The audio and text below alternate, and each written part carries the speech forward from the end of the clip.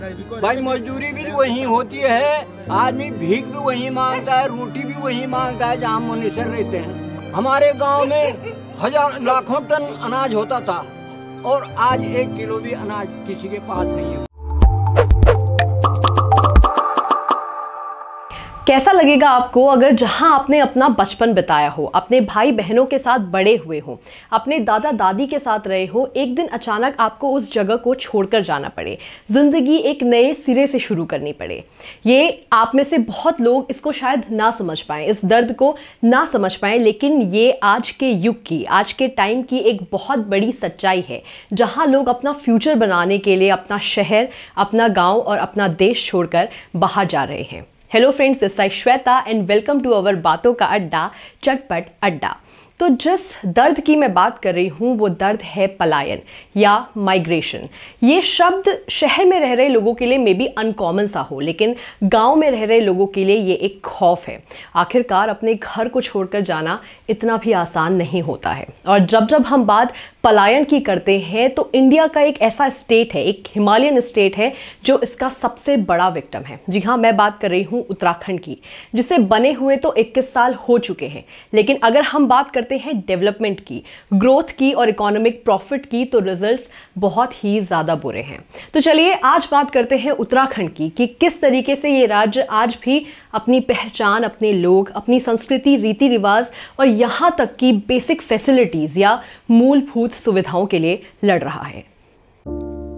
उत्तर प्रदेश से अलग होकर उत्तराखंड को अलग राज्य बने हुए 20 साल से ज्यादा हो चुके हैं, लेकिन आज भी यह पलायन सबसे बड़ी समस्या बनी हुई है। 9 नवंबर 2000 को यूपी से अलग होकर देश के 27वें राज्य के रूप में उत्तराखंड का गठन हुआ था। 1994 से ही उत्तराखंड को अलग राज्य बनाने की मांग होती रही थी, जिसके लिए लंबी राजनीतिक लड़ाई भी चली और कई लोगों ने इसके लिए कुर्बानियां भी दी। विकास के दावे तो हुए, लेकिन जमीन पर काम नहीं हुआ। यही वजह है कि पहाड़ों से लोग घर जमीन छोड़कर तराई और शहरों की ओर पलायन करने लगे। सड़कों की कमी, स्वास्थ्य, शिक्षा जैसी सुविधाओं का अभाव, बेरोजगारी और गरीबी के चलते साल दर साल दशकों से पहाड़ से लोगों का पलायन जारी है। उत्तराखंड से लगभग 32 लाख लोगों का पलायन हो चुका है। ऐसी सोच थी कि उत्तराखंड राज्य बनने के बाद यहाँ पलायन रुकेगा, पर राज्य बनने के बाद अब तक तकरीबन 3 लाख घरों में ताले पड़ चुके हैं। लोग बेहतर शिक्षा और स्वास्थ्य के लिए शहरों की तरफ रुख कर रहे हैं। अब सवाल ये है कि लोगों का बचपन जिन पहाड़ियों पर बीता, वहां लोग जवानी और बुढ़ापा क्यों नहीं बिता पा रहे? यही हाल रहा तो उत्तराखंड अपनी सांस्कृतिक पहचान भी खो देगा। ऐसे में कुमाऊनी या गढ़वाली बोली भाषा भी खतरे में है। शहरों की ओर पलायन होने से पहाड़ी भाषा बोलने वाले लोग भी कम होते जा रहे हैं। जो प्रवासी हो गए हैं, उनकी थाली से पहाड़ी व्यंजन गायब होने लगे हैं।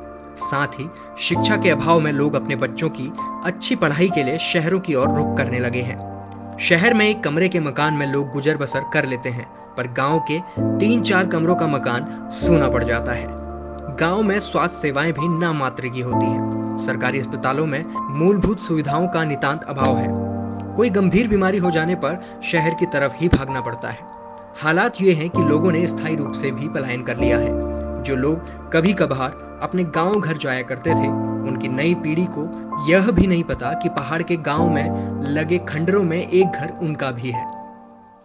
अब एक तरह का पलायन वो होता है जो लोग बेटर अपॉर्चुनिटीज के लिए करते हैं, better education, better health facilities, better lifestyle, income और जॉब के लिए करते हैं। और दूसरी तरीके का पलायन और माइग्रेशन वो होता है जो लोग मजबूरी में करते हैं। इस तरीके के पलायन में ये देखा गया है कि जो स्तर लोगों का गांव में होता है वो शहर में भी आकर सुधर नहीं पाता। जहां गांव में उनके पास कोई काम नहीं होता, वहां शहर में आकर भी उन्हें कोई काम नहीं मिलता। बेसिकली जो सपने वो गांव से लेके आते हैं वो शहर में आकर भी कभी पूरे नहीं होते। तो ऐसे में इंसान करे तो करे क्या, जाए तो जाए कहां? जहां एक और गांव के गांव खाली होते जा रहे हैं, वहीं शहरों में भी बढ़ती आबादी से शहर की हालत भी काफी खराब है। तो अब जो सवाल है वो ये है कि क्या इस चीज का कोई सोल्यूशन नहीं है? क्या उत्तराखंड जैसे राज्य कभी डेवलप नहीं हो सकते हैं? तो इसका आंसर है हर चीज पॉसिबल है। उत्तराखंड जैसे स्टेट, हिमालयन स्टेट भी डेवलप हो सकते हैं। उत्तराखंड गठन से लेकर अब तक कई उतार चढ़ाव देखे गए हैं, लेकिन जिस मकसद से उत्तराखंड का गठन किया गया था वो आज भी अधूरा है। उद्योग जगत से जुड़े लोगों ने औद्योगिक विकास की जो परिकल्पना की थी वह शायद आज भी पूरी नहीं हो पाई है।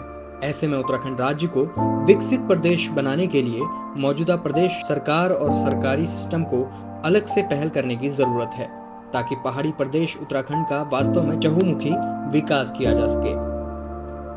देवभूमि उत्तराखंड में नेचर रिसोर्स की अपार संभावनाएं हैं, लेकिन अगर राज्य सरकार औद्योगिक क्षेत्र में कुछ करना चाहती है तो इसके लिए बेहद जरूरी है कि प्रॉपर प्लानिंग की जाए, जो कि पहाड़ और प्रकृति के अनुरूप हो। राज्य सरकार इंफ्रास्ट्रक्चर को बढ़ाने की दिशा में काम कर तो रही है, लेकिन इस इंफ्रास्ट्रक्चर को अभी और बढ़ाने की जरूरत है। तमाम ऐसे प्रोजेक्ट प्रदेश में आए जो कुछ ही साल में पूरे होने चाहिए थे, लेकिन वह कई सालों तक पूरे नहीं हो पाए, जो एक उत्तराखंड के विकास की बाधा के रूप में सामने आए हैं।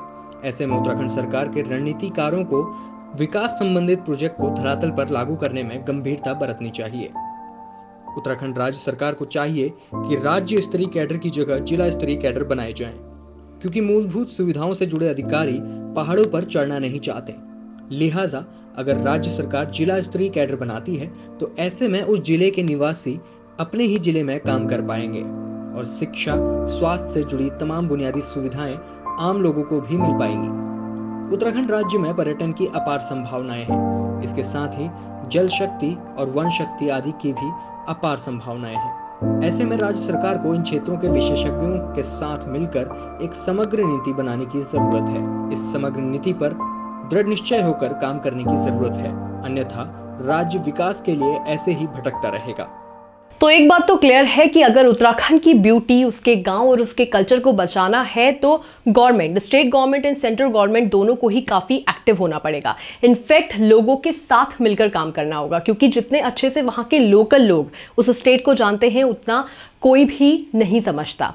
सो फ्रेंड्स, अगर आप उत्तराखंड से हैं तो आप इसका क्या सोल्यूशन देखते हैं ये हमें ज़रूर बताइए। और अगर आप उत्तराखंड से नहीं हैं तो वहाँ जाइए, उसकी ब्यूटी के साथ साथ उसके गांव में भी जाइए और देखिए how badly this state has been affected by migration. ये कोई छोटी मोटी बात नहीं है, ये हकीकत में एक बहुत बड़ी परेशानी है इस स्टेट के लिए। हमें सिर्फ एक प्रोग्रेसिव सोच के साथ आगे बढ़ना है, हमें सिर्फ उत्तराखंड की अच्छाइयों पे काम करना है और यकीन मानिए कि उसकी जो कमियां हैं वो खुद ब खुद खत्म हो जाएंगी। सो फ्रेंड्स, मैं हूं श्वेता पंत और आप देख रहे हैं हमारी बातों का अड्डा, चटपट अड्डा। आपको आज की वीडियो कैसी लगी हमें कमेंट बॉक्स पे ज़रूर बताएं and do not forget to like, subscribe, follow and share. Thank you so much for watching.